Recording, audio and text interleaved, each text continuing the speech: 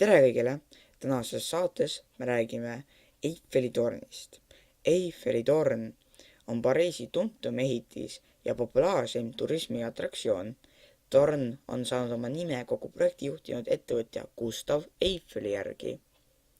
Ehitamist alustati 1887 ja torn valmis 1889. Pariisi maailmanäituseks, et sellega tähistada Prantsuse revolutsiooni 100. aastapäeva. Torn on 324 meetrit kõrge ja kaalub 7300 tonni. Eiffeli torn oli 41 aastat maailma kõrgem ehitis 1889 kuni 1930. Pärast ehitamist peeti torni väga inetuks ja häbiväärseks. Torni omandiõigused pidid vastavalt lepingule minema 20 aasta möödumisel torni rajamist 1909 Pariisi linnale, kes lubas selle kohe lammutada. Torni ehitamise tingimus oligi see, et see peab olema kergesti lammutatav.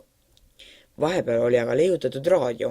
Prantsuse armee oli selleks ajaks torni tipu paiganud saatja ja vastuvõtja, mis oli spionaaži jaoks ülitähtis. Seetõttu oli sõjaväe juhtkond lammutamise vastu pärast esimest maailmasõda, kus torn end spionaaži kohalt õigustas. Pole torni lammutamise ideele enam laiemalt kõlapinda olnud. 2004. aastal külastas torni üle 6,2 miljoni inimese. 2002 aastal registreeriti 200 miljoniline külastus.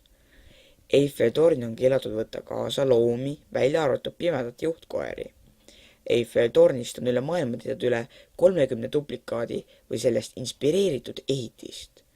Korruseid on Eiffeli tornil 3 ja lifte on kokku 8. Aitäh, et vaatasite saadet ja me kohtume järgmisel nädalal. Nägemist!